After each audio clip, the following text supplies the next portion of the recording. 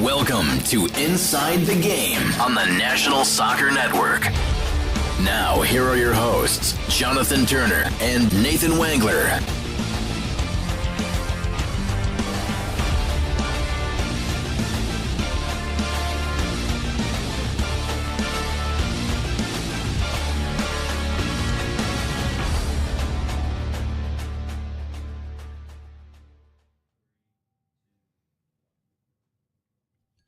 Welcome back to Inside the Game here on this Thursday morning, the 6th day of November. I'm Jonathan Turner alongside Nathan Wengler, Ryan Glinsky, our producer, and it is episode number 185 here on this Thursday morning. And Nathan, first off, how are you doing on this fine Thursday? I'm doing all right. How about yourself? I can't complain. Had a chance to, the nice thing about, I think, like the latter part of the fall is we do kind of get some break in regards to, what's been going on as far as broadcasting, right? So, I mean, last week we had a bunch of games, had some games here earlier in the week, kind of a nice little break, and then we'll pick back up again, obviously, here tomorrow night. So it's been nice to kind of be at home, playing a little football with the son. With Nathan a little bit here, tossing the ball around. I'll tell you, last night, though, we got home from a restaurant last night, Nate, and we had this big tree in our front yard, and it's got some gaps in between, where you can maybe throw a ball. And so Nathan picked up the football last night, and it's at this point, it's like 7:45, almost 8 o'clock, and so it's pitch black dark outside, and he's like, let's play catch through the tree. So there's lights around, and you can see in between a little bit, but not so much. And this kid launches a ball, and at first they're bouncing off like the branches, and we're not having really clear passes through this branch. And he launches one, and it deflects, and I don't see it anywhere. All of a sudden, it hits me right in the nuts because I can't see it, right? and then I throw one back to him, and he catches it fine. And then another one comes through. This one's clear, but again, I don't see it till the last moment. I just take my left hand out. I make a one-handed grab, hang on to this thing. It was very, very fun night last night to be able to kind of do that. Interesting though, Oakland women's basketball only losing by 11 last night to Wisconsin and the Badgers in the Big Ten. I mean, we just watched the Michigan obliterate Oakland men's basketball here earlier this week. And so, just be able to see, the women's side under new leadership and with what they're doing. I mean, that's not a bad. I mean, to get 68 points on a team like that, I mean, that's I don't know how good Wisconsin is, though, but just think Big Ten, you think they're good, It's still in the Big Ten. Yeah. That's, that ain't bad. That's what I love so much about college basketball. And this is why I really couldn't wait for the season to be back, because especially as a broadcaster, when you see it like first person, when you're there and you're calling it and you're in the atmosphere, like basketball is truly one of those sports where it really doesn't matter what level you play at. This is not true forever. You can win. Doesn't matter what level you're at. I mean, like, there are certain other sports where that would never apply. Like Mount Union would never beat Michigan in football.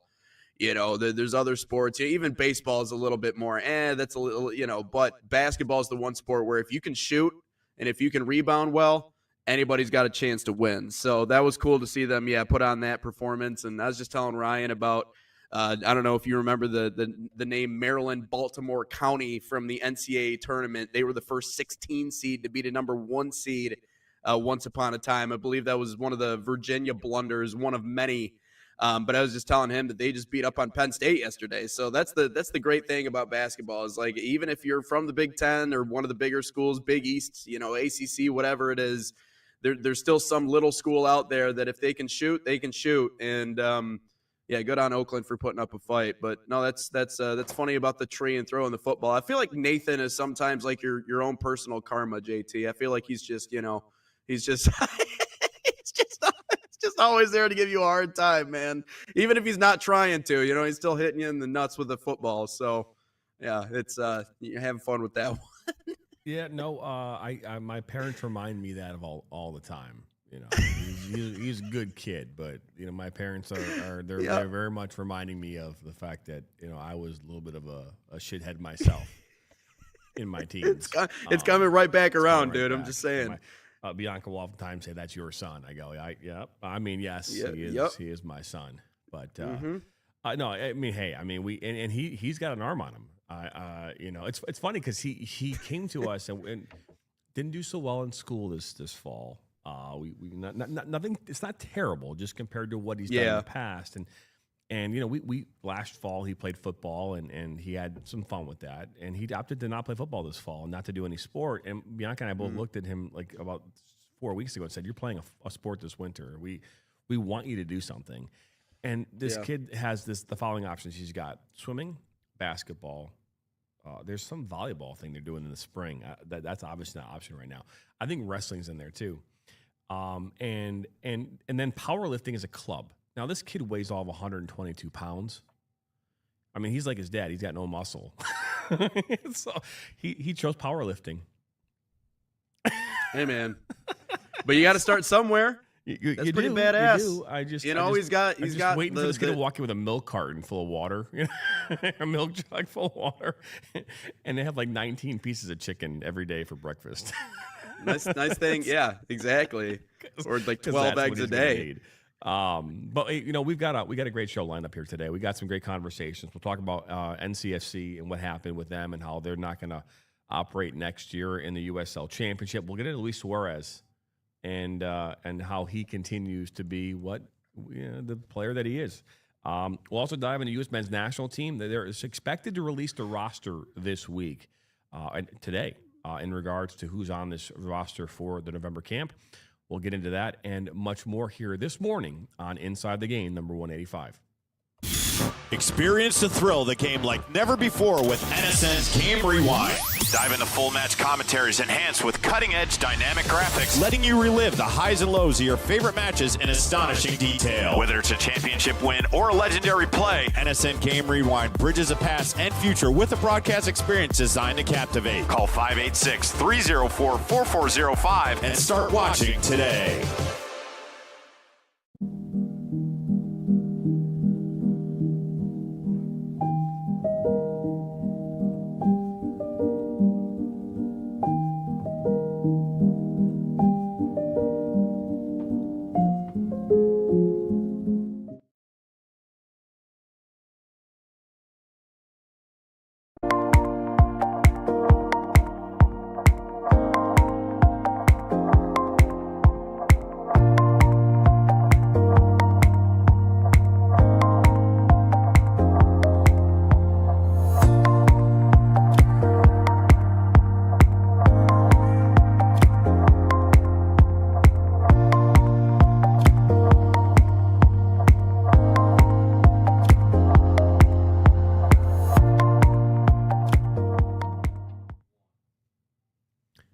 Welcome back here to Inside the Game on this Thursday morning. If you notice, I'm wearing my Midwest United merch up here again this morning. I had a chance to talk with Lewis Robinson here, who's the Broncos, Western Michigan Broncos. I know how much love our very own Ryan Glinsky has for the Broncos. The women's side on the Broncos and the men's side are just phenomenal. And he said this to me. He said, "We're really excited to be back here in the MAC championship game. The season has been one filled with challenges, and we feel we have really improved down the stretch here in tournament time.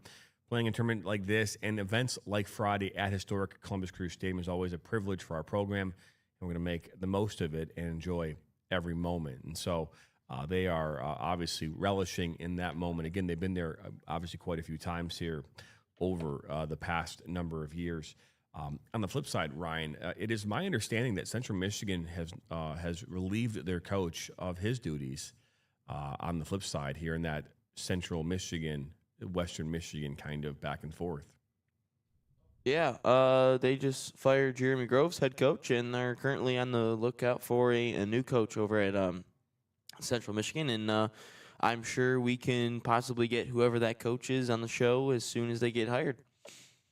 Yeah, absolutely. Again, they did not fare well this year at Central Michigan. I think they had one win the entire season. Sounds about right. And again, just it shows you that there are the real struggles right now. And the biggest challenge I think facing college coaches today, if they're not good at this, is recruiting. Right, recruitment is huge. Right, why would a player want to go to Central Michigan? Why would a player want to go to Western? What's the difference between Western and Central Michigan's campuses? I would argue there's not a whole lot.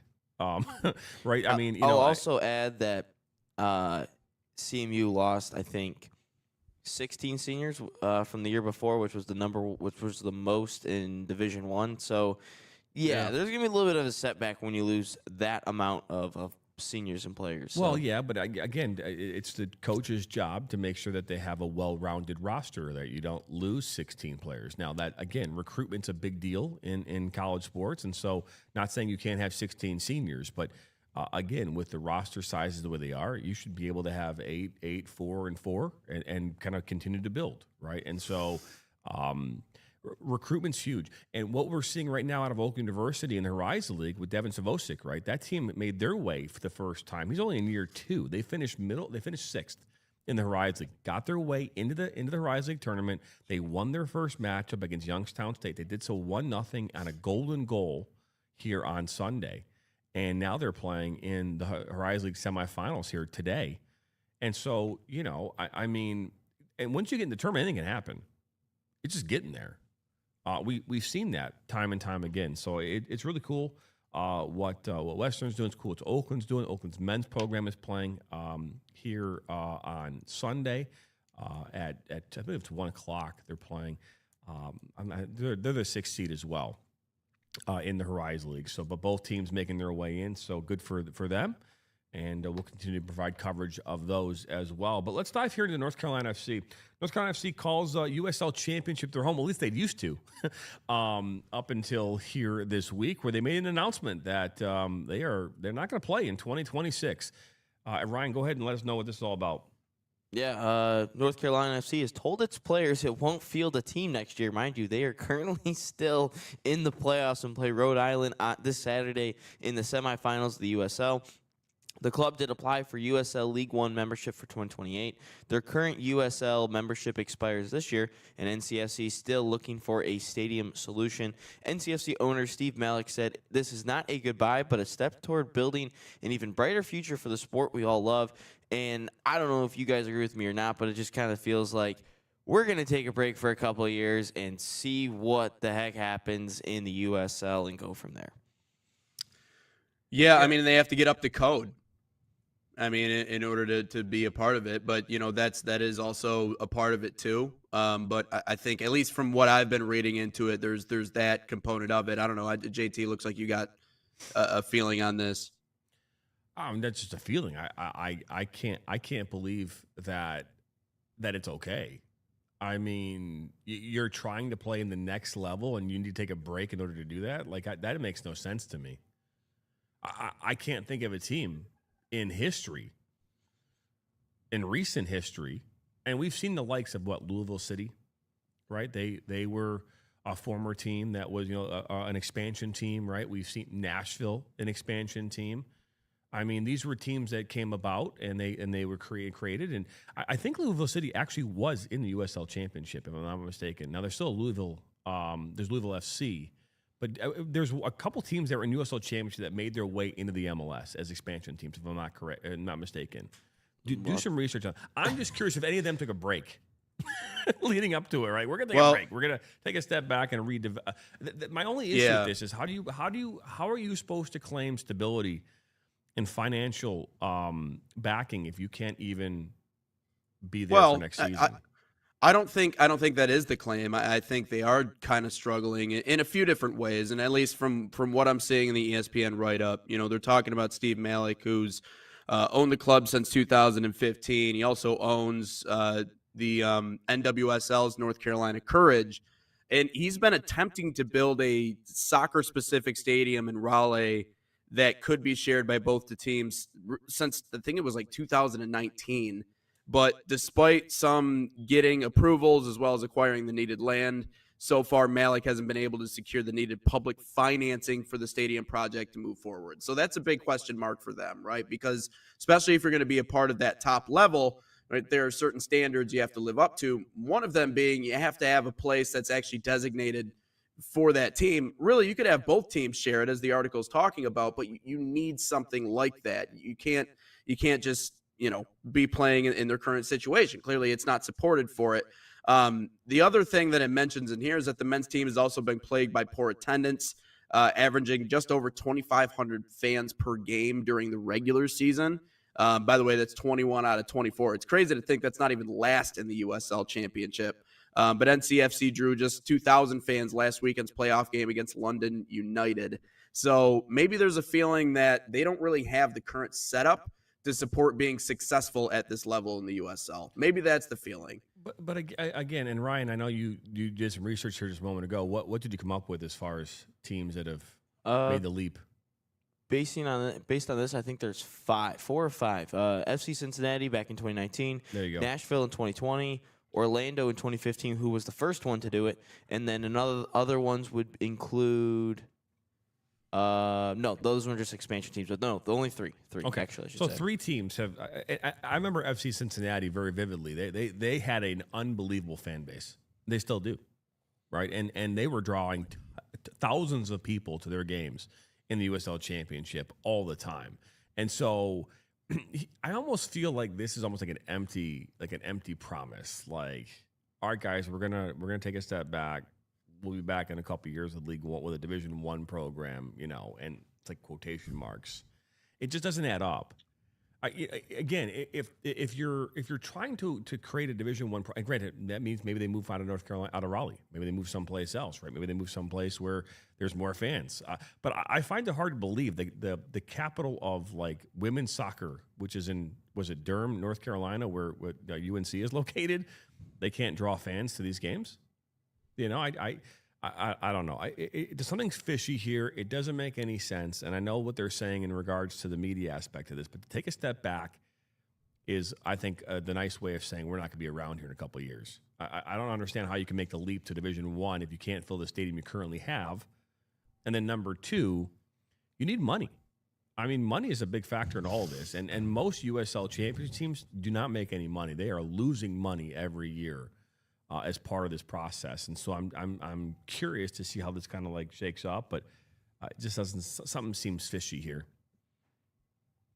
Yeah, I mean, I sometimes I think the best explanation is the simplest explanation. So I mean, I guess we can kind of agree to disagree on this. But if you don't have the money and the resources to be a part of that top league, then I guess you don't have it, and that's something that you can only address so much. Sometimes it has to maybe do with the surrounding area. Maybe they're just not pulling in that area, and that doesn't really support someone who's going to strive or be successful at that top level. So why would you do it? I can't picture any other reason why they wouldn't want to be a part of it. But I mean, if you're talking about infrastructure and other things that again have to get up to code to be a part of it, then why would you want to make that leap? Well, yeah, but again, you have a team that's currently competing in the USL Championship. And so, right, but you can't support them. No, you can't support it. But then you're going to make the claim that you're going to be back in a couple of years to actually have a Division I team. That's the part the plan. That makes no sense to me. That's what they're saying is the plan. But I mean, unless if you can buy into that if you want to, but that's what they're saying is the plan. They want to build in a year in which the World Cup is coming to the United States. This is the year to be front and center, because the people who can't go to the World Cup games, who aren't going to be able to go to them because they cost millions of dollars to go to and hundreds of thousands of dollars to be a part of, those people who can't go to those games are going to be craving soccer this summer. And they're not going to be able to go to a USL Championship game in Raleigh, North Carolina, because they don't exist anymore. They're ceasing operations at the end of the season. And so you are going to lose any momentum you ever had. Gone. I don't know if the World Cup's going to automatically generate the World more Cup attendance is for going to these increase people. the viewership among all the leagues in this country. The last yeah, one but how does that created a affect? league. The last one what's created a that? league. I mean, the last one. No, I created get the it, but how MLS. does that directly affect Raleigh? It doesn't affect Raleigh. It affects the league as a whole. You're going to see viewership numbers fair. increase astronomically this summer because the World Cup is going to be here. He's saying the game of soccer will Oh yeah, impact no, I get directly. it. No, I 100%. I I'm just agree. saying that now that you're not there, but that you how can't- does you that can't directly capitalize on that. affect? Right, but like, how would they capitalize on it? How would that help them be better? How would that help them in terms of infrastructure, or paying players more, or having more resources, or having more people come out to games? Like, how does that directly impact them? It impacts the game as a whole. I get what you're saying. I 100% agree with what you're saying. Because But how does that directly impact them? because it impacts the game as a whole, and people in that area are like, "Wow, there's a soccer team right around So here. you Let's really go think check they're going out to a go game." from 2,500 people a game to all of a sudden like 5,000 people a game just because the World Cup's I, this year? I don't know. Again, if they just said they want to cease to exist ever again, I'm fine. We're probably not having the conversation that we're having right now. But they're claiming they're going to be back in 2028. Oh, yeah, they're no gonna be bigger and better organization in wants to say we're 2028. Well, disappearing. huh? But Huh? what'd you say, Ryan? No, I said it. I didn't say anything. I Oh. didn't hear what you said. Oh, I thought he was going to chip in with something. I don't think he's going to say they're going to disappear forever. I mean, what owner would say that? Well, when you They're taking a break to try and come back and be a part of the top division. I mean, if you don't believe it, then you don't believe it. That's fine, but I don't think any organization is going to be like, yeah, we're done, we're gone, we're leaving. It's never going to happen. No. Again, my point in all of this is that I don't think for 1 second they're going to have a team in Division 1 in 2 years. If you can't compete now, and if you, again, Detroit City FC here locally and teams around this country that have a good following are going to make their way to Division 1. They're going to build new stadiums. Pittsburgh Riverhounds, all these teams have good followings. NCFC doesn't have the following. They probably never will have the following. And so to claim that we'll be back in a couple of years with a Division 1 team, which they can't support the current team they have now at a lower level, that's my issue. That's the only issue I have with all this.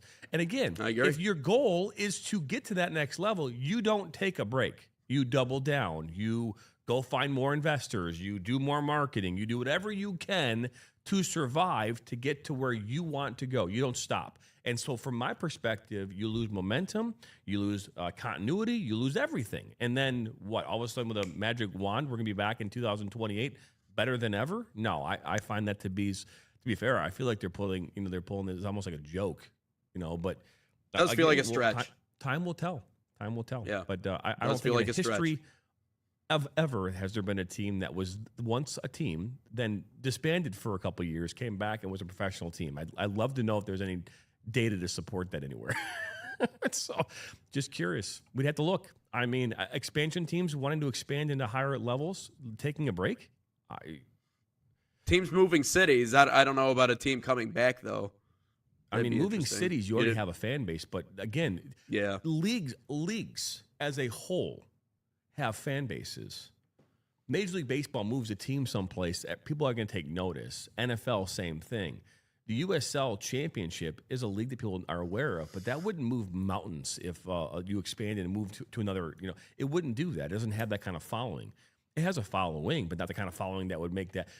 In this new league coming up here in a couple of years, which doesn't have a following at all, right? It's going to be brand new and it's going to expand.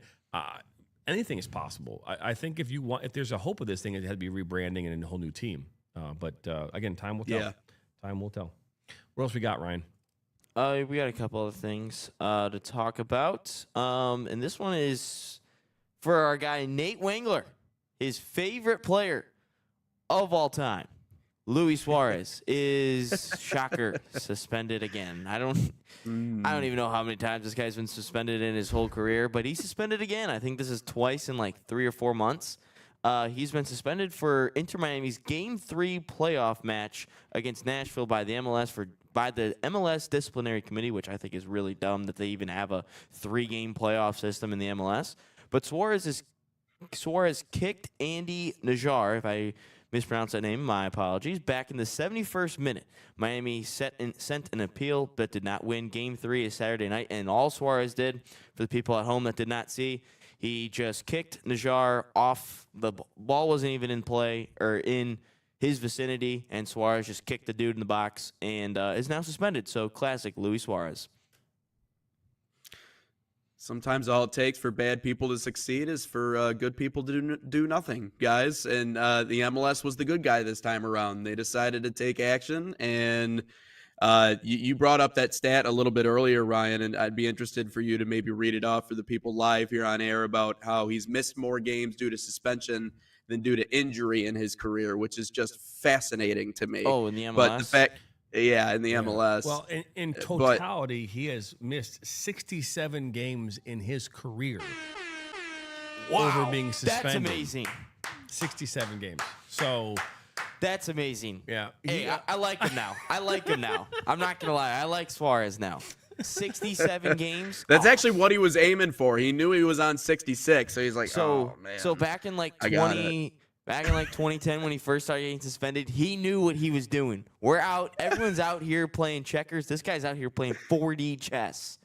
You think there were kids in attendance when he got that suspension or when he got that red card or whatever that were Yeah. No one probably knew how many games he's been suspended, but hey, man, some respect. kid was doing the Suarez, math respect. somewhere in the stadium. All this stuff.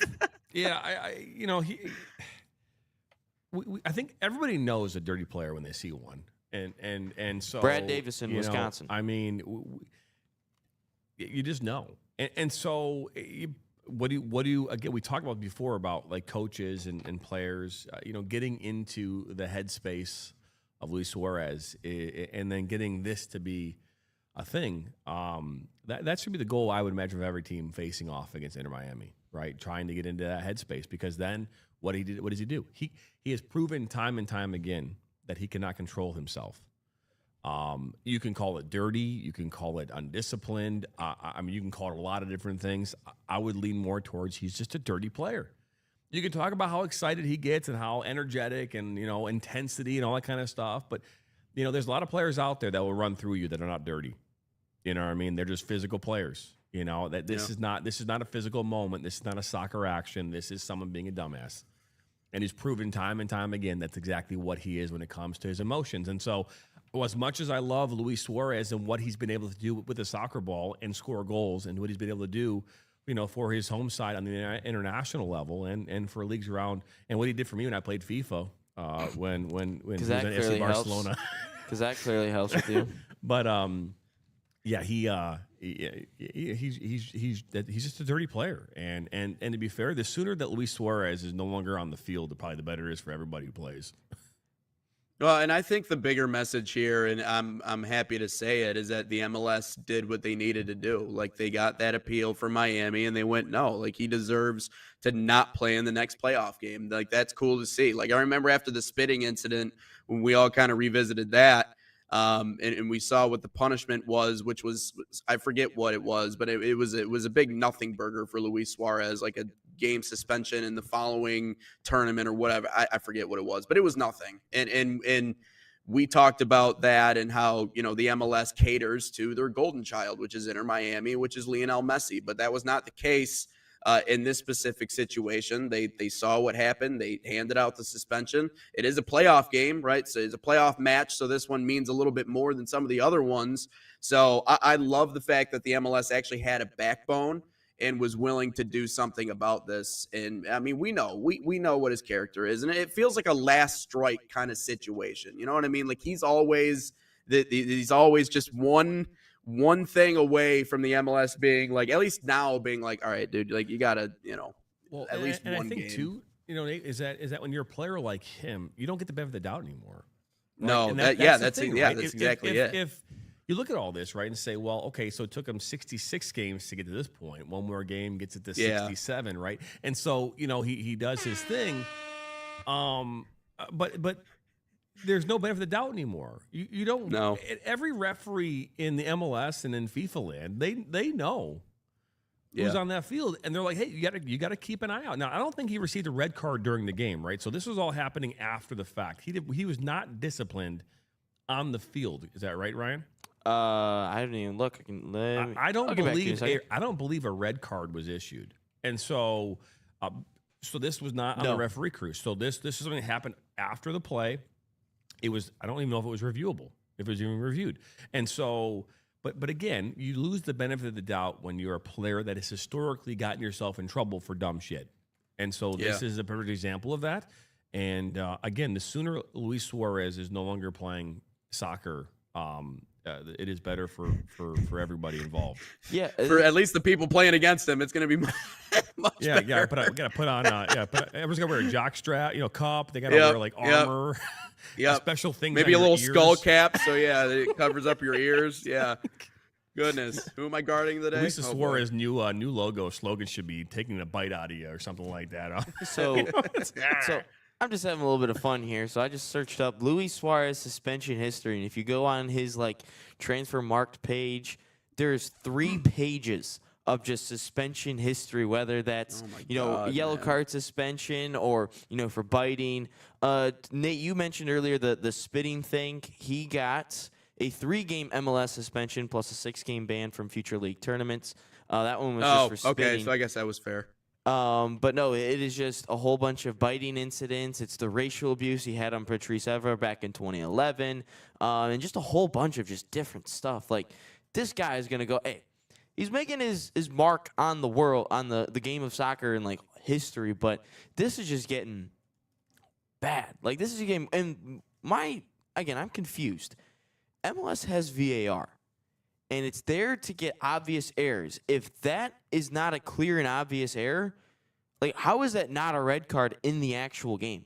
That makes no sense to me whatsoever that he did not get a red card and VAR was all right, we got to intervene here. It happens all the time in the Premier League stuff. Off the ball gets reviewed and disciplined. Look at Tim Weah, for instance. He punched a dude on Panama, and VAR is let's signal down. How is that not reviewable in the game? I'll tell you why.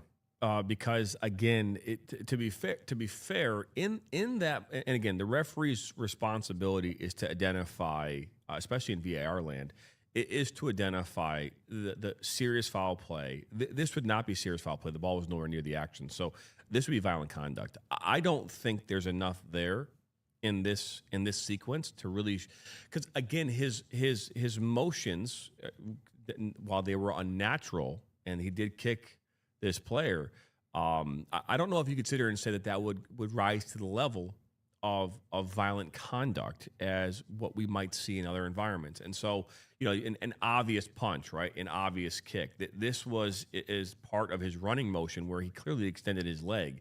I think leaving it up to the disciplinary board was the right thing to do by the referee crew here. I think, again, in the circumstances, if it was more obvious, which again, I only saw the one angle, so there's 6 more angles. I have no idea, but the one angle I saw looked as though this is something they leave these decisions to the disciplinary crew on purpose, and I don't blame them for doing that. So yeah. Oh, okay. Do you want to go to break, or do you want to go to our third topic? Yeah, let's go to break. We'll step aside here on this Thursday morning for one more break. You're watching Inside the Game, number 185 here on Thursday morning. Are you ready to create unforgettable moments for your audience? NSN offers professional live streaming and full broadcast services tailored to your needs. From high-quality production to exceptional coverage, we ensure your game or event becomes a spectacle to remember. Book your next game with us today. Call 586-304-4405 to schedule your broadcast and let NSN bring the action to life like never before.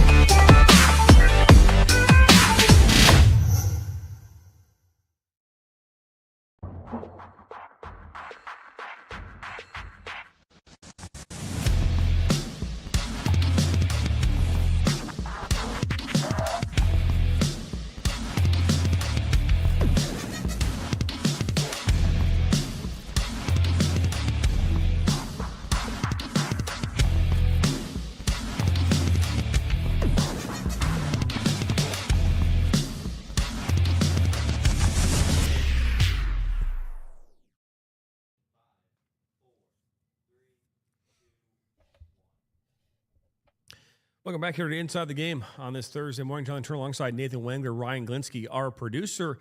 And if you're just joining us here, we had a chance to talk, obviously, about North Carolina FC and their season in 2026. Maybe get back at it in 2028. Time will tell. Luis Suarez getting his 67th game suspension in his history here this past weekend. And now let's talk U.S. men's national team soccer. Their November camp getting underway here very shortly as they start to have some friendlies coming up here later this month. Yeah, so the roster is not out, but let's play a game of who do you want to see on this November roster and who don't you want to see on the roster. Mind you, they play next Saturday against Paraguay, and then Uruguay next Tuesday. So those are just the 2 remaining November camp games. But who do you want to see and who don't you want to see on this roster? I think we're going to see have we seen Chris Brady, the goalkeeper from Chicago Fire? Has he been active in the previous rosters? I don't think so. No. All right. So, I mean, he's predicted to be on it. He's predicted to be on the roster. Yeah, he is, and that's what I was saying. Is that I think again, this is now trying to find who the third goalkeeper is, right? Who's your number 3? Also noteworthy, no Pulisic for this one, just because he's hurt. No Pulisic, Understad hurt. I also believe Patrick Schulte, another goalkeeper from Columbus Crew, will also be on this roster as well. And so there, Matt Turner will be on there with Matt Freese. I think at this point, I think what we've been seeing is that we're going to see Matt Freese starting. He's been starting everything at this point. Oh, Chris Brady's injured at the moment.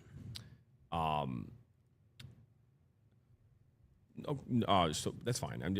We can go back on that in a second. But I'm just saying at this point, I think that Matt Turner is the number 2 goalkeeper on this roster, and we'll have to kind of see what we see. It'd be interesting to see if we see Turner play in any of these games. It's going to be interesting to see if Pochettino is trying to see if there's anything there for Turner. I would think this is the window right now. If you're Pochettino, to see if Turner has anything left in him to give you that. But right now, it looks like he might be your number 2 goalkeeper. I think we're going to see Arston. We're going to see Noeki Banks, Sergino Dest, and Alex Freeman, along with Mark McKenzie.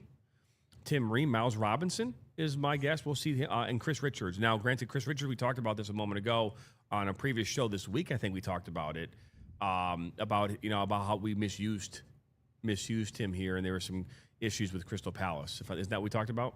Yes. Yeah, and so interesting to see what happens there. Is Chris Richards back to normal? Is he fine? It seems like he's doing fine over at Crystal Palace, so be interesting to see how that kind of shapes up. I think we'll see more of the same. I'm just trying to think about anyone else that might be on this roster that I don't think they're going to enter surprises. I think Tanner Tessman will still be on this roster. As much as I don't necessarily agree with that, but I feel like he'll be back on it. Luna, Berhalter, McKennie, I think Aiden Morris. We'll probably see him as well. So you probably got some thoughts as well, Nathan, but I think we're going to see much of the same. Hey, Ryan, you know who I'm most excited for? Who? I think we need a little pep in our step, if you know what I mean. Oh, Ricardo Pepi. Pepi. Dude, Ricardo Pepi, and I was reading this morning, he scored 3 result-changing goals in the second half stoppage time this year in the UEFA Champions League. It ties Cristiano Ronaldo for the most in the history of the competition. Also, how about a little buzzer beater goal the other night to save PSV? Pepi has been on a tear as of late. He's back. El Trent is back. And so the way he's been playing, I know we haven't seen much out of him on the international side really at all in the last 2 windows. But after what we saw out of Haji Wright the last time out, I'm interested to see what Noah Kai Banks can do. But right now, Ricardo Pepi is showing us a lot in the Champions League. And that most recent goal that he had is the most clutch of all of those that I just read off to you. So how does Ricardo Pepi blend into the mix with this team? Because we've seen a couple of different attackers really, I think, surprise us and show us a lot of good stuff. Fuller and Balogun just had a goal as well. So it's worth mentioning that he just added another one. He's looked great. We've talked about, I think, far and away right now, he's our number 1 but I wouldn't even say far and away, right? Because we haven't seen what Pepi can show us. Obviously, the last time out, Haji Wright looked amazing at a pair of them against Australia. And now we're talking about Ricardo Pepi, who is not just scoring goals, but scoring them in the most clutch spots possible. So either way you look at it, Mauricio Pochettino might have a really good 1-2 punch if he can figure out where everybody fits. And I'm really, really interested to see what Ricardo Pepi can contribute to this team and to what exactly they can throw out there. Now, Uruguay is going to be a tough test. I mean, right now, I think, they're 15th in the FIFA rankings. I believe they're 15th. So they're in that top 15. So they're going to be a good test. But, I mean, we know it's a friendly, so we might not see everybody available. But I'm also Pulisic on the field. He's going to be out for an extended period of time. So how do they move? How do they mesh? That's going to be something important to keep in mind, because I do think that injury is a little alarming for Pulisic. But either way, no, man, we need some pep in our step on the U.S. men's national team, and I am over the moon to see what Ricardo Pepi can do for this group. All I got to say about Ricardo Pepi is, I think that stat that you listed is the exact player that Ricardo Pepi is. He will not be starting games for us. And if you look at all the PSV clutch goals, he comes off as a substitute. And there's nothing wrong with that. No, but yeah. I don't see Ricardo Pepi, starting for us. I think he's a good bench player. I think him and Haji Wright's more of a starter than him, but I think Pepi would be really good at trying to come on as a substitute, try to change the game or try to milk a game out, or close a game out. But all I'm saying is I would like to see Pepi. I like that you're very looking forward to it, but I don't. If Pepi's starting for us, I think we've got serious issues. But I think he can change games coming off as a substitute. Like all these games, just looking at him, he plays like 30 or 20 minutes for PSV. He has one 90-minute start this whole season, and that was back in September. And that he didn't do really well in that one, but that's fine. You can be a bench player. That's a player that we need. Look at any sport. Yeah. Key bench players play a factor for teams. And I think that's what we could see from Pepi. He might get a start. He might. And if he doesn't do anything, then make sure he comes off the bench. I don't want him starting, though, but I could definitely see him coming off the bench and making that impact like he has for PSV in the Champions League and the Eredivisie. Yeah, if that's the worst we can do off the bench, I think we're doing pretty well. I mean, to your point, that's a spot in my mind, and that's someone that we could use late in a game, late in a close game, competitive game. So I keep saying game. I'm trying to say match. Sorry, I'm trying to get my terminology correct here. But I do think he could be a great fit off the bench. And depth is not a problem on the U.S. men's national team. If we can get more depth, that's a great thing. Depth is a good thing, especially when you're talking about the World Cup. So, yeah, you're right. I do think he could be one of the more valuable substitutes. It's also worth noting, no Jedi, no Pulisic, no Zendejas, all injuries, possibly no Malik Tillman as well with injuries. So that is worth noting. That's tough. I know you mentioned about the fact about Pulisic.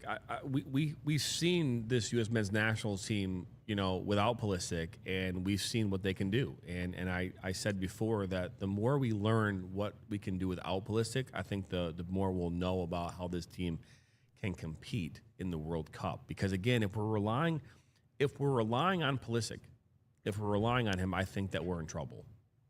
I keep saying that. If he is an important factor on this team, if he is and again, I understand that we call him Captain America. I understand he's a captain of this team. I understand that he is by far and large probably one of the most talented players the U.S. men's national team has ever had. But in order for Christian Pulisic to do what he does best, he needs to have players around him who are also playing at a high level. And we've been so reliant on him that we haven't allowed ourselves to do that. And so him not being on the field during this window is, again, another thing that we can use, another test for this team to determine, whether or not there are those players that can step up and fill those big-time roles that we need. And again, this window is this window as important as October? And is it as important, or will it be more important come here December going into January and February? Is this window a meaningless window in totality? No. Or do we need to continue to keep building on this window? I don't think there is a meaningless window. I think they're all meaningful. Well, but I mean, at the end all. of the day, there's Pochettino looking at probably has a clear idea who, again, probably 16 to 18 players on this roster. The remaining 9 spots, I think you can take 26 players, right? Is it 26 or 23? One of the numbers. It's one of those. But anyways, so he's trying to determine who those last 4 spots are for, last 5 spots, right? And that's really what his job is. His job is not to win these soccer games. His job is to have these players learn how to win, how to deal with loss. 26. And so he's trying to figure out those last 9 players, last 7 players, last 8 players. That's what he's trying to figure out right now. And so but are we going to see those 8 players play? I don't think we're going to see them. I think how they train, I think how they perform in those training environments is what he's probably looking for. But again, based on this, who else isn't on this roster? A player we've been talking about quite a bit over the last couple of months, and obviously we even talked about it here, I think, last week. Oh, Gio Reyna? Yeah. So I actually read something of some U.S. men's national team insider, and it's reported, again, not confirming it, but he's been saying that Reyna and Scally will both be on the roster for this. You think of Scally because of the no Jedi situation. I think those 2 guys should get a shot and see what happens. And if they completely just mess up this whole camp, then don't bring them back. But give those 2 players a shot because I think they can impact us going forward. And maybe Reyna is, matured a little bit, stopped acting like a kid, and is like, wow, I got to make sure I can make the most of these opportunities and let's go forward with it. But no, I definitely think that those 2 should be given a shot at some point leading up to the World Cup. Yeah, and it makes me wonder why. Like, why not? That's I guess that's the biggest question in my mind. I mean, obviously we talked about what happened in the last time around, but with a new regime and a new head man and a new direction and obviously years of experience. And I think Gio did a pretty good job of owning up to what happened in 2022. It's odd to me that we just haven't seen him get the valuable reps internationally that I think some people would be interested in seeing him get. I mean, I think a lot of the American fan base is maybe a little fatigued by the whole Gio Reyna story, but does that mean he doesn't have an opportunity to show himself and prove himself and be a part of the World Cup team? I don't think so. I mean, I think he should have the door still open to him because he's still very much a talented player. But, I do think there is that bit of fatigue, but why? I don't know. I don't really have the answer for you. Again, I know that we talk on this show because we want to come up with reasons and try to hypothesize as to why it is, but I don't have a straight answer for you, especially on the Gio Reyna situation. Yeah, I don't know if I mean, the only answer I can keep coming up back to is that Pochettino just doesn't think he's ready, both physically and mentally. Again, if coaches want to win, they put the best players on the team, they'll give them the best chance to do that. I mean, and you also don't put cancers on your team. This team has to be all on the same page for the entire time that they're there. And so is Gio Reyna a potential cancer to this team? I would argue historically that he could be. You would have to prove. And how do you prove that, though? Unfortunately, in order to prove that, what would you have to do? You have to give him a chance. And so are you willing to do that under the circumstances that we're about to be in here in 2026? Pochettino wants to have the best possible team that's gelling this all year round leading up to the World Cup. And you don't take any chances. So if this tournament was taking place in another country, I think Gio Reyna is probably on this team. But being that it's here in the United States and how important it really is, I think that might be a factor why he doesn't make this team. Again, because you just can't have any type of problems, here. We can't be looking at this team in June going, well, there's disdain, there's undertones, there's all this other stuff happening behind the scenes. People don't like each other. You can't have that here in June. You can't have it at any World Cup. But again, specifically now, I think it does matter. I think it matters more than I think. Again, we're talking about hosting.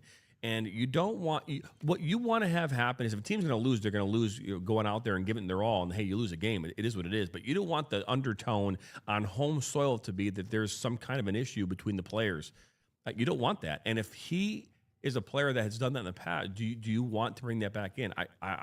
I think that's one of the reasons why we're not going to see him. I really don't think the location matters. If he's a cancer, he's a cancer. Dude, it does matter. If he's Ryan. a cancer, he's a cancer. I don't Ryan. think. I would agree. If he's a cancer, if It he's a absolutely cancer, he's a matters. cancer. It doesn't matter if they're No, playing in I'm just Qatar or saying if that they're if you're playing going in to the give a kid United a second States. chance, I'm saying if you're going to give him a chance, you're not giving him Yeah. a chance this World Cup. That's all I'm saying. I'm saying if you're giving him a chance, you No, give him a chance that's another fair. World Cup, just not this one. You give him a chance right now. You give him a chance now, and you give him a chance in an upcoming window. I mean, But we haven't seen him. When was the last time we saw Reyna on this team? I don't know. That's why you give No, him that's a exactly chance why. now. That's It's right. a low That's exactly pressure what we're saying. situation. Yeah, that's exactly what we're saying. Like, why? Yeah, if it is character based, then it's character based. That's pretty simple. But we don't really have the answer to that. But I'm just saying, I don't think the location of the World Cup matters. Where if he's a cancer, if this World Cup was being played in Brazil again, I don't. If he's a cancer, he's a cancer. You don't bring him on. But if he's not, my point was not that. Again, my point was if you're going to give him a second chance, if this was not on home soil, if it was someplace else, if you believe he deserved a second chance, you might give it to him. I think it might lean more towards him in another location on home soil. That's the only point that I was making. Not that, hey, he's a cancer. I don't know if he's still cancer or not. I have no idea. My guess is the fact that he's not on this team and has not been playing on this team for some time is a testament to where he's at right now. But again, if this was being played someplace else, it doesn't matter. Anywhere else this year, if you're going to give him a second chance, I think that's more likely someplace else than on home soil. You just can't take any risks here at home. You just can't. There's too much at stake. You cannot take any risk. Now, you can take more risks somewhere else, but not those. And again, you can argue about how important World Cups are. I get that, but this isn't all the stakes are there. This isn't going to be the most watched, most viewed World Cup in the history ever, and you just can't take that risk. I think you can take the risk someplace else. I just don't think they're thinking about viewership ratings. I think they're just Who's thinking that? about putting the best team out on the U.S. field. soccer is absolutely concerned about their optics. Absolutely. Not the team. Absolutely, they're The concerned. team does not- U.S. I soccer don't think is, Mauricio Guys, Pochettino is thinking a U.S. day in soccer his life is about the governing viewership body. ratings. We just had this debacle. We just had this 4 years ago. This team is extremely concerned about optics. We just had a whole documentary about it. Everything right now is under scrutiny, and you're not going to put players on the field or on this team that bring or shed a negative light to what you're trying to do here in the United States. Period. And I mean, I just think you're Right, reading but you got to put the ones that I'm reading into what? you got to. I don't think that it matters. If anything, you know what the U.S. should be. You know what U.S. soccer should really be concerned about is maybe putting on a good event, unlike the Copa America. Maybe not having empty seats all over the place. Maybe not having a whole group of thousands of Colombian fans just break down your barriers and get into the stadium for free, or maybe not climb through air vents and get into the stadium for free. Maybe that's what the U.S. Soccer Association should be a little bit more concerned about, because that Copa America, outside of what happened on the field with the U.S., was a shit show. What happened? That cannot happen in a World Cup with millions and millions of foreign tourists or fans coming to America. That's what they should be concerned about. I don't think Gio Reyna, whether he's a cancer in the locker room, whatever it is, I don't think it matters that it's on home soil. I don't think it matters at all. How many USA athletes are Draymond Green? People think he's a cancer wherever he goes, yet he's on the USA men's basketball team for the Olympics for like 2 times. But it does not matter. We already talked about that. Nobody gives a shit. These are all pros, and again, nobody cares. Reyna's about a pro. Basketball is completely different. Then we've already talked about how the international game, as far as soccer is concerned, is vastly different than any other sport. Vastly different. It's not even close. And again, my point has nothing to do with Reyna. Is just the name that we're talking about. I again, as I said before, with what happened at the last World Cup with Gio Reyna, what happened there, and how we had Berhalter, the whole thing, all this stuff with Claudio Reyna, U.S. Soccer wants nothing to do with it. And so again, but Pochettino and Claudio Reyna have no prior history with each other. It doesn't matter. It's U.S. soccer. It doesn't matter. I mean, guys, I hate to be the bearer of bad news, but from someone who's looked from inside soccer and been there in U.S. soccer environments, I'm telling you, there is no like second chances. You're like one and done. It's all sports. Again, specifically in the soccer environment, I'm telling you from personal experience that they do not give second chances in U.S. soccer land. It just doesn't happen. And again, if they do give a second chance, it's going to be an environment where there's not going to be the scrutiny, where you're going to less scrutiny. And right now, with what you talked about, with fans storming the castle, so to speak, right, and with what happened at Copa America, all these other things, those things are absolutely under close scrutiny by U.S. soccer right now. And again, if you don't think that U.S. soccer is going there, hey, this is what we don't want to see players like this, or we don't want to see that, I would completely disagree with you that that's exactly happening behind the scenes. Absolutely. I mean, they'll give a second chance to the players who they deem deserve a second chance. Sorry? In that way. So I guess I'm kind of confused as to the double standard. I mean, did Christian Pulisic not just bring scrutiny to the U.S. men's national team for like months Christian Pulisic at a time? Is not Gio Reyna. They act the same. You wouldn't say Gio Reyna is a great player, though? I would not put Gio Reyna and Christian Pulisic in the same conversation. No. I wouldn't say they're in the same category. No, me neither. But does he affect winning? Can he affect winning, Gio Reyna? Not that I've seen. Not that I've seen. Because we haven't seen him. Men's national team jersey. Yes, because we haven't seen him. Huh? That's the point. We haven't seen him. Well, we've seen him before. He just isn't the player we thought he was. He's just not capable of being that. He's just not the player. He's just not capable of being that player. It is what it is. I mean, there's a reason we aren't seeing him. And it's not just because of his ability to be a cancer in the locker room. It's because he's not there. Again, if he was there, he would be on the field. And cancer aside, he'd still be there. Right. But that's a different reason. That's a different reason than what we were just arguing. He's not there for two reasons.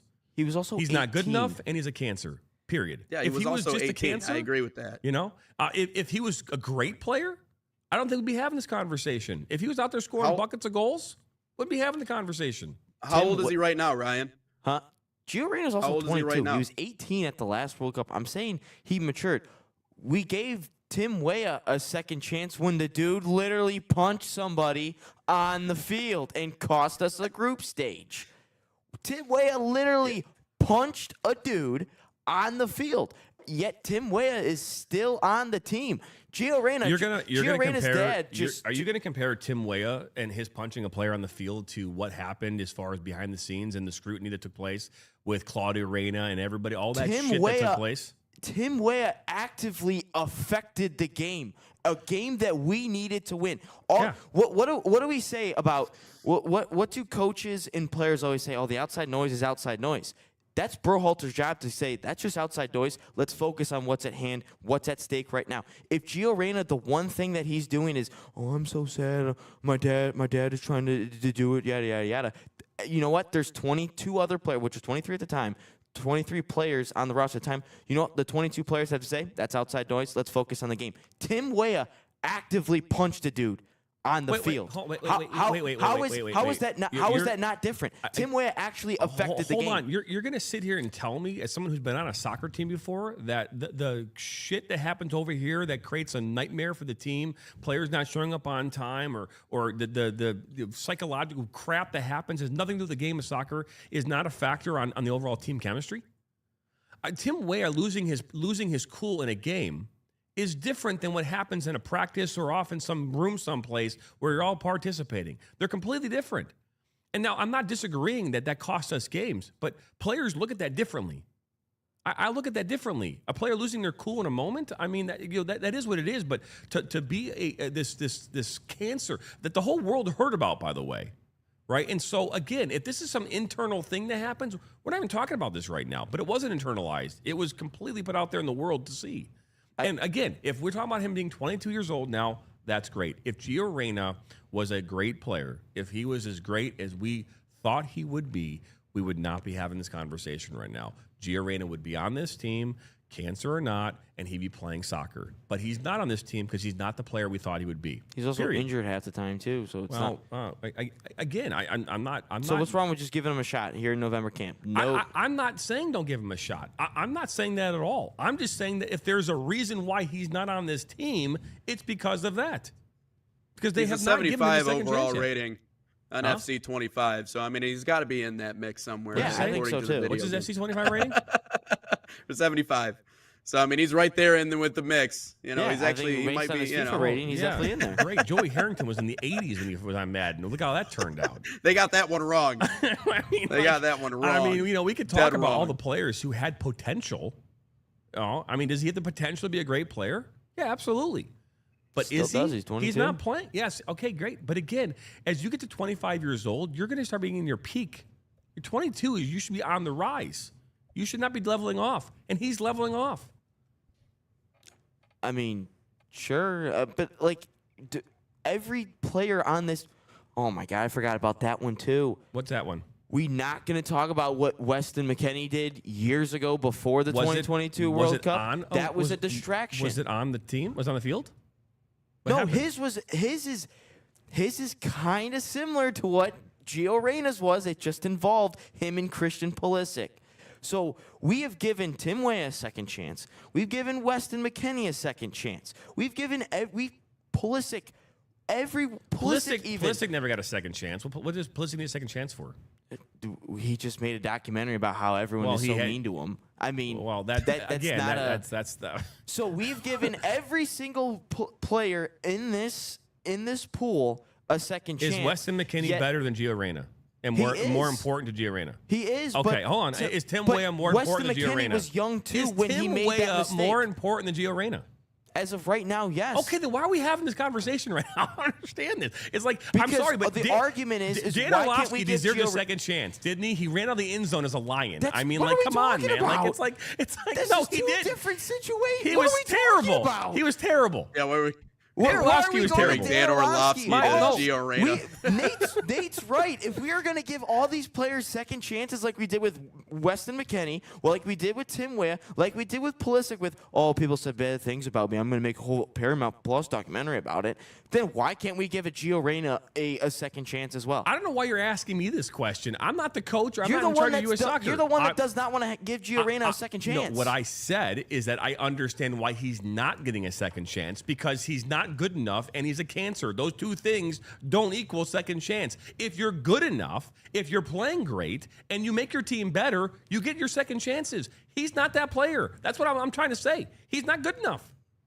Again, if you think for 1 second that Pochettino is not putting the best players on this team, then we're all give me a player he's not better than. You know, to talk about that for a second. Who is he going to replace on the roster? So great, give him a second chance. Who's he taking off the roster? Who is he going to be Diego in there in Luna? 26 on this roster? Who's leaving the roster and not going to be on it because of him? Luna. Okay, so I Luna. love Diego Luna, probably Diego Luna. Okay, but we would argue that right now that Luna has been a better player for this team than Gio Reyna. Top He's to been a bottom. more consistent presence. I'm talking about from attitude. I'm talking about all the things that we see from Luna. He is a better player. Not maybe more skillful, maybe not more talented, but a better player. Why? Because he goes out there, he does things that I don't think Reyna would ever do. But Luna. Yeah, but you don't know. disappears in You big don't know moments. if you don't put him in that spot. Yeah, Well, yeah. guys, and I mean, again, he's has played in the shown world. that He was he's at the disappeared. World Cup. I mean, he had the chance at 18, and you could say he fizzled out. You could say whatever he had. And again, if it was just a childish moment, it was what it is. But it wasn't just a childish moment. You had coaches lose their jobs over it. You had U.S. Soccer looking like it was a terrible moment for this country. Terrible moment. You can argue all the things you want about Tim Weah all day long. It was a terrible moment for U.S. Soccer in the last World Cup, and they're not going to forget that. And you have to rise up. And I haven't seen that from Gio Reyna. I haven't seen it. And you can talk about injuries and all that stuff. You know, if he doesn't play in this World Cup, it's not because of just the cancer. He's just not good enough.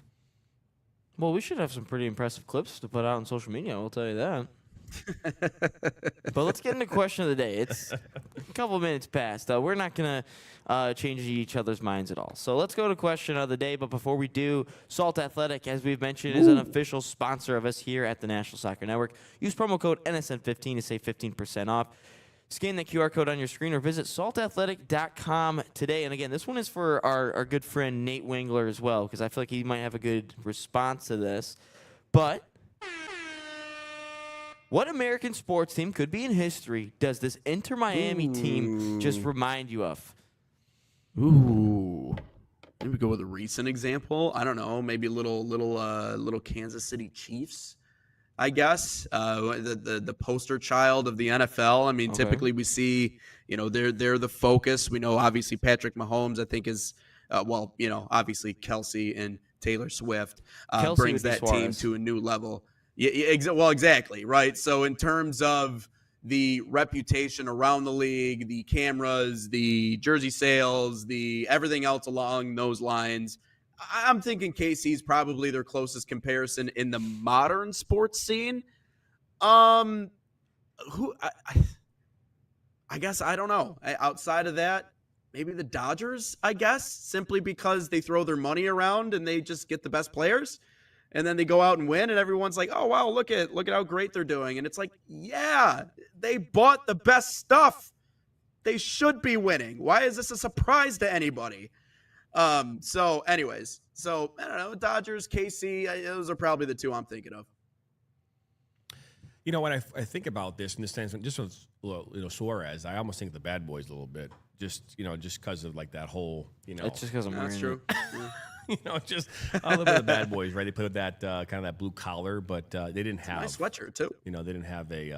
By the way, I did not know, even pay attention to that when I thought of it. But maybe even like the Lakers a little bit, right? Just again, because you think about the Lakers and how much. Because I think about basketball. I think of basketball. You think about baseball. New York Yankees, right? They have the highest payroll in the entire league, and people either love them or they hate them. There's really not an in-between. There's a lot of teams that you can say that you kind of like, you don't hate them, you don't love them, but you're like, hey, I can get behind them, I can support them, right? And so I think the New York Yankees, you either love or hate. The Cowboys, I think, are in the same boat, right? Cowboys. If I went to college, I would even say like Miami. The old school Miami days when Jimmy Johnson was the head coach, right? Just a bunch of superstars who are future superstars who just played loose and free and physical and dumb. And that's kind of what you get, into it with like an Inter Miami, because I think everyone in the league in the MLS either loves or they hates Inter Miami, and they go to games in spite of that, right? And so I think that's probably the most teams. That's how I would align. What about you, Ryan? So I was thinking originally here of just old kind of washed up players, and I thought my first instinct was the Brooklyn Nets with like Paul Pierce, Kevin Garnett, but like no one really hated them. So I can't really say that. I mean, you guys have all kind of said what I was going to say, of you just love them or hate them. I mean, the Cowboys, as you mentioned, I think anything with the LA teams, I mean, it's really just you love them or you hate them, but it's just a whole bunch of old guys. And I would say, I mean, I was maybe too young for it, but it kind of feels like the 2004 LA Lakers you still have Kobe and Shaq, but then it's just a whole bunch of old guys like Jordi Alba, Sergio Busquets, just a whole bunch of old dudes that were really good once upon a time, and they're still good. Like, it's still an overall good collective group. But I would say the 2004 LA Lakers are for me. I want to make a TikTok on this. So, yeah, no. I would say that. 2004 LA Lakers. That's what I would say. Well, there you go. Hey, if you liked our back and forth bickering this morning, join us tomorrow as we continue to bicker here on we'll do the same thing. On Inside the Game, number 186.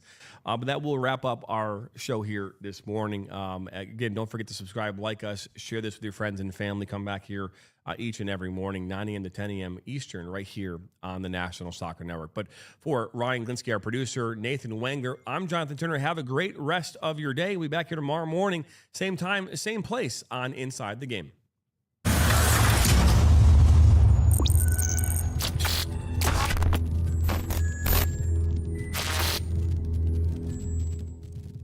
From the biggest matches to the hottest takes, Jonathan Turner and Nathan Wengler bring you the stories, the analysis, and the edge you won't get anywhere else.